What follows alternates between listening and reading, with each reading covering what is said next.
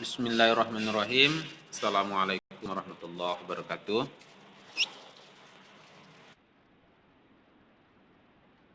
Alhamdulillah, wassalatu wassalamu ala rasulillah wa ala alihi wa sahbihi ajma'in, amma ba'. Bersyukur kepada Allah subhanahu wa ta'ala yang mana pada hari ini kita dapat melaksanakan proses pembelajaran pada mata kuliah perencanaan pembelajaran PAI. Dan tadi kawannya telah mempresentasikan dan sama-sama telah kita mendengar. Mudah-mudahan yang kita diskusikan pada hari ini bermanfaat untuk diri kita dan memiliki dampak untuk yang lainnya. Khususnya ketika nanti kita menjadi seorang guru, kita dapat mengimplementasikan apa yang kita pelajari hari ini. Salam dan salam kepada Nabi Muhammad SAW. Mudah-mudahan kiranya kita semua yang berhadir mendapatkan syafaat dari beliau di hari kemudian kelak. Amin ya rabbal alamin. Saudara-saudara sekalian, perencanaan dalam bahasa agama kita biasa disebut dengan niat. Ada suatu hadis, innamal a'malu binniyat wa innamal likulli imri'in ma nawa. Hadis ini diriwayatkan oleh Bukhari Muslim dan dapat dirujuk atau dilihat di dalam kitab Al-Arba'in, tepatnya hadis nomor 1. Jadi hadis ini merupakan hadis yang dalam berbagai aspek kehidupan beragama kita ada. Ketika puasa ada niat, ketika sholat ada niat, ketika berhaji ada niat. Jadi dalam berbagai aspek kehidupan kita beribadah itu diawali dengan niat. Dalam kehidupan kita pun seperti juga. Jadi kalau ingin apa yang ingin kita ciptakan, raih dan kita tuju, itu dimulai dari perencanaan atau niat. Semakin baik perencanaan dan semakin bagus apa yang kita rencanakan, niatkan, maka akan terarah dan sampai pada titik akhir dan tujuan daripada yang kita niatkan dan akan yang kita kerjakan. Nah, kalau dalam proses ibadah, dalam kehidupan kita sehari-hari, diperlukan adanya perencanaan yang matang, yang baik, dan maksimal, toh apalagi di dalam kehidupan dunia pendidikan, dalam proses pembelajaran dan proses pengajaran di dalam kelas. Karena kalau kita sebagai seorang guru harus memiliki perencanaan yang matang di dalam mengajar. Jangan mengasuh ke dalam kelas tanpa ada persiapan yang matang. Kalau masuk dalam kelas tanpa ada persiapan yang matang, berarti tidak ada perencanaan. Kalau sudah tidak ada perencanaan, maka tidak ada tujuan yang dituju.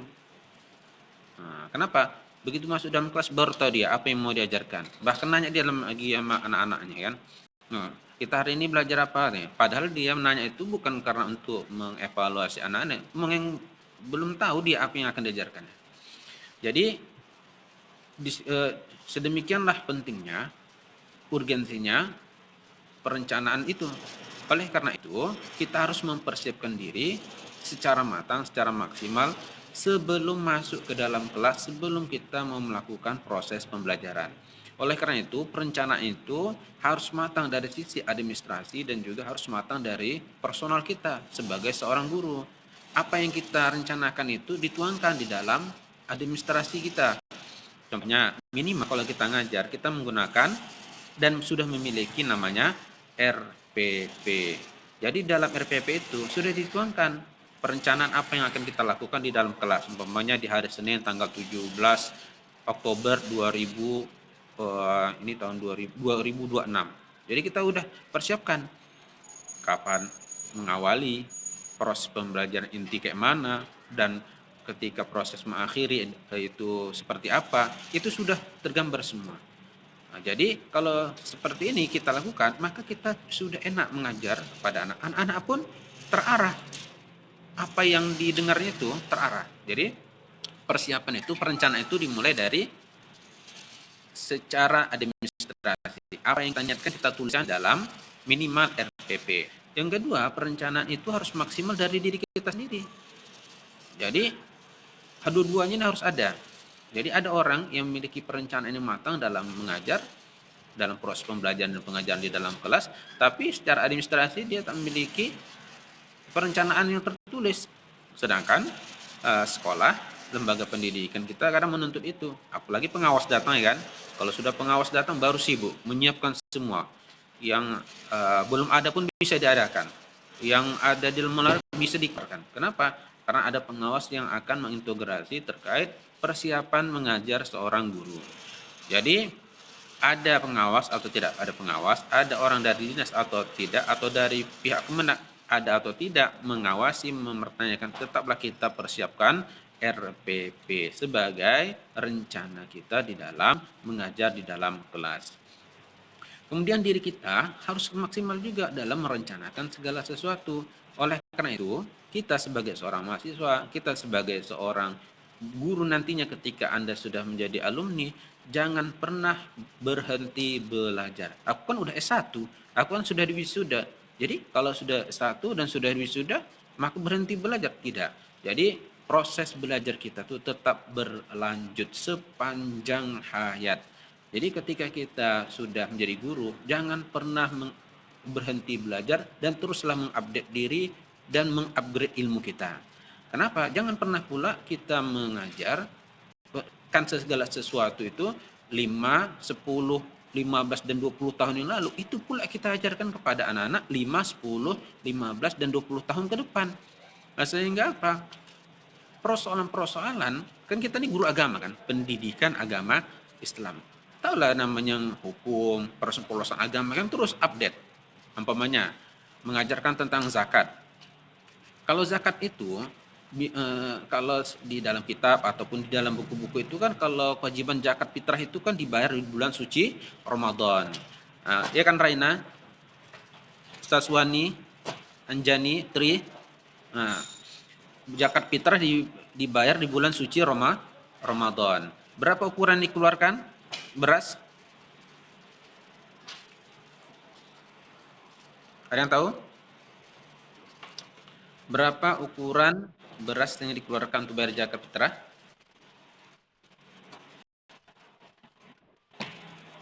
Tahu? Tri? 2,7 kilogram. Nah, kalau seandainya muncul pertanyaan berikutnya, boleh nggak bayar zakat fitrah menggunakan uang dengan ukuran beras 2,7 atau membayar zakat fitrah menggunakan uang tapi seukuran beras 3,8 kilogram?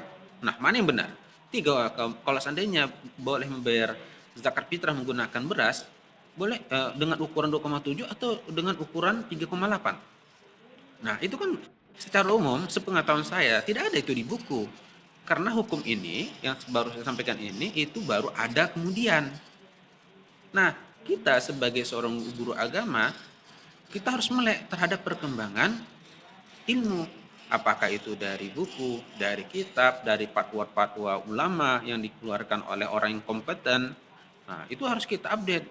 Nah, kenapa? Karena itu akan dipertanyakan, paling tidak walaupun tak ditanyakan di dalam kelas, kita menyampaikan kepada anak-anak. Nah, supaya apa? Supaya mereka tercerahkan dengan kondisi-kondisi zaman sekarang. Ternyata bahwa ada suatu hukum. Mungkin itu sudah ada di masyarakat. Jadi kalau anak terjun di masyarakat udah tahu dia, oh kalau bayar zakat fitrah. Karena apa? Karena orang yang kita ajari itu kelak nanti akan terjun di masyarakat atau telah terjun di masyarakat. Dan yang hukum tentang zakat itu kan selalu dipertanyakan di bulan suci Ramadan. Oleh karena itu, anak itu harus melek terhadap hukum berkaitan dengan zakat fitrah. Itu baru tentang zakat fitrah. Belum hal-hal yang lainnya. Nah, oleh karena itu, kita sebagai seorang guru itu tak boleh berhenti belajar. Teruslah belajar. Terserah dari mana sumbernya dan dengan siapa. Nah, saudara-saudara sekalian, kita mulai poin pertama. Apa itu perencanaan pembelajaran PAI? Tadi kawan-kawannya sudah menjelaskan tentang pengertian perencanaan pembelajaran PAI. Kalau kita membaca, merujuk dari berbagai buku, banyak sekali pengertian-pengertian perencanaan pembelajaran PAI. Ada yang menjelaskan secara utuh perencanaan pembelajaran PAI adalah ini. Namun ada juga yang mengartikan perencanaan pembelajaran PAI itu per kata. Perencanaan adalah ini, pembelajaran ini PAI seperti ini. Tetapi dalam hal ini karena pemakalah sudah mengartikan tadi, maka kita sudah mendapat gambaran. Nah, jadi walaupun terdapat berbagai perbedaan di kalangan ahli tentang pengertian perencanaan pembelajaran PAI, tapi paling tidak kita akan menemukan titik kesamaan apa itu perencanaan pembelajaran PAI. Nah, ketika ditanya tentang pengertian perencanaan pembelajaran PAI, tidak mesti kita harus menghafal mati. Tapi kalau seandainya Anda menghafal kan dari satu buku perencanaan pembelajaran PAI adalah seperti ini, itu jauh lebih baik dan keren kalau seandainya Anda bisa kan merujuk 3 buku. Perencanaan di dalam buku ini adalah ini, pembelajaran di dalam buku ini adalah seperti ini. Jadi berdasarkan buku-buku referensi yang saya baca bahwa perencanaan pembelajaran PAI itu adalah ini. Anda sudah memberikan kesimpulan dari berbagai sumber. Nah, itu namanya mahasiswa keren. Berarti dia bukan hanya sebagai mahasiswa pembaca, tetapi dia adalah sebagai mahasiswa yang bisa melakukan suatu analisis dari sebuah pengertian disiplin ilmu. Nah, jadi ini yang kita harapkan kepada Anda semua. Karena apa? Karena Anda sini sudah semester 6, bukan semester 2 lagi. Artinya semester 6 ini bukan semester kaleng-kaleng lagi. Artinya Anda sudah dibekali dengan berbagai disiplin ilmu dari semester 1, 2, 3, 4, 5. Dan sekarang sudah semester 6. Sadar atau tidak sadar, Anda ini senior nih di kampus ini kan. Nah, kalau bisa bukan hanya senior dalam hal semester, aku ini semester ini hormat kau, ini udah senior. Jadi jangan seperti itu. Kalau bisa senior juga dalam hal keilmuan. Artinya apa? Ilmu itu sudah mumpuni, sudah Anda kuasai dengan sebaiknya. Jadi saudara-saudara sekalian, apa itu perencanaan pembelajaran PAI? Perencanaan pembelajaran PAI adalah rancangan proses pembelajaran yang akan dilakukan di kelas. Nah, jadi perencanaan itu kalau saya mengartikan rancangan-rancangan yang akan kita buat. Nah, jadi kalau kita mau merencanakan terkait pembelajaran berarti kita sudah rancang. Nah, itu dari segi pengertian. Yang kedua, poin kedua adalah apa sih urgensinya, apa sih pentingnya perencanaan pembelajaran pendidikan agama Islam itu. Jadi perencanaan pembelajaran PAI itu memiliki 2 urgensi atau kegunaan. Yang pertama adalah agar apa yang kita niatkan itu, apa yang kita rencanakan itu nyampe kepada tujuan yang kita maksud. Kalau kita merencanakan segala sesuatu, tentu kita memiliki tujuan dan maksud.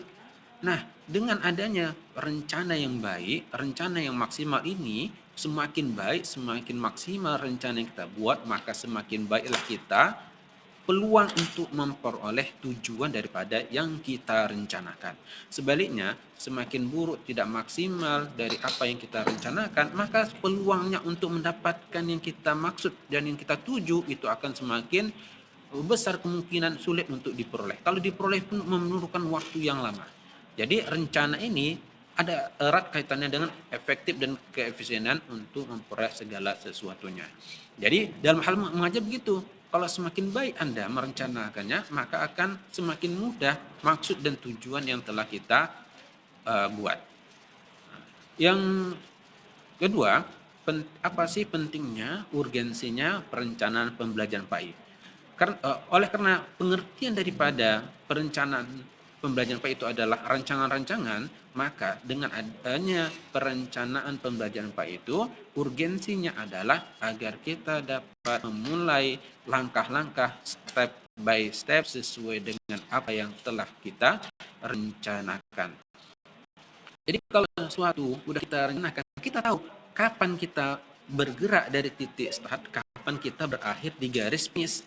Tapi kalau seandainya kita ngajar masuk, bingung kita apa di awal sampaikan, apa di tengah, apa yang di akhir. Karena ada terbalik-balik.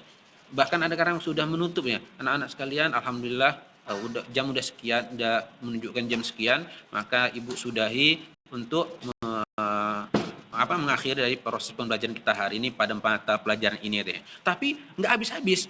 terakhir penutupnya sampai lamanya sama dengan memberikan materi inti. Nah, kenapa bisa seperti ini? Karena dari awal rencananya nggak ketemu gitu. Jadi kalau seandainya udah rencana udah ketemu, udah maksimal, dia tahu untuk mengawali mengajar itu sekian menit. Kalaupun lewat dikit biasanya itu. Kalau kurang-kurang dikit itu biasa. Jadi RPP itu hanya acuan.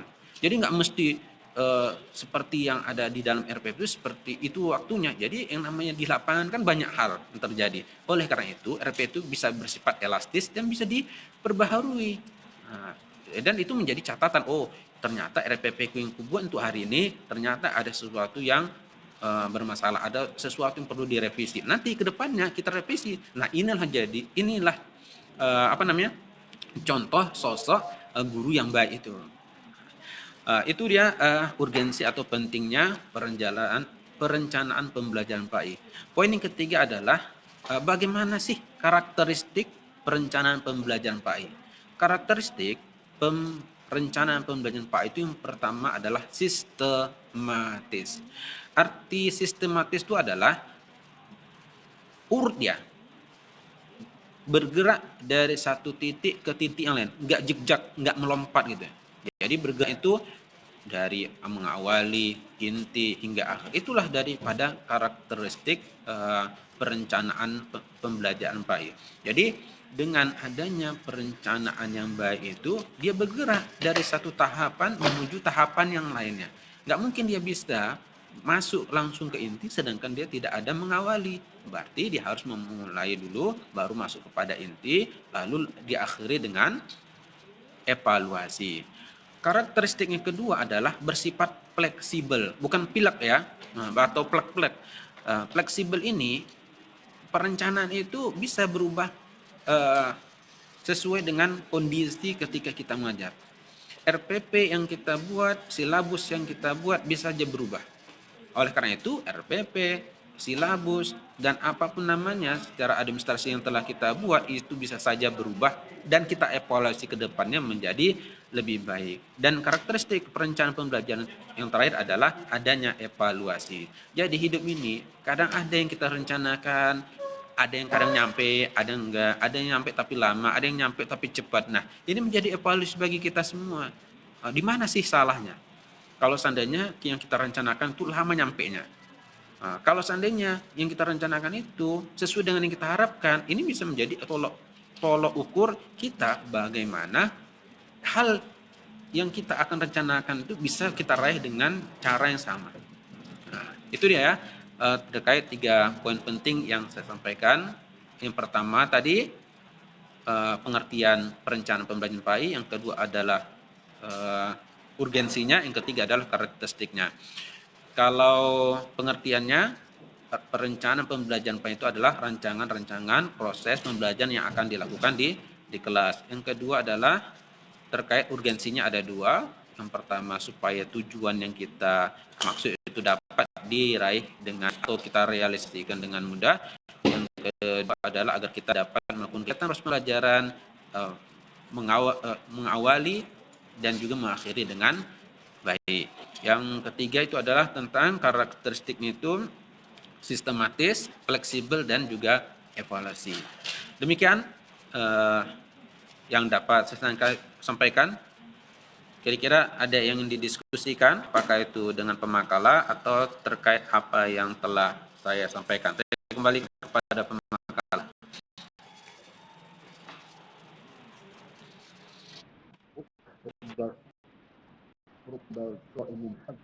Min siyami al-ju' wal 'atash.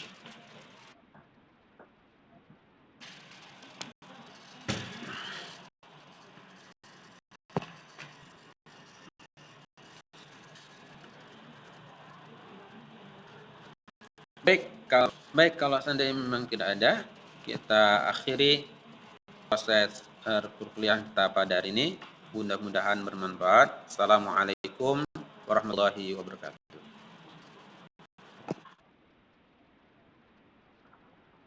Oke.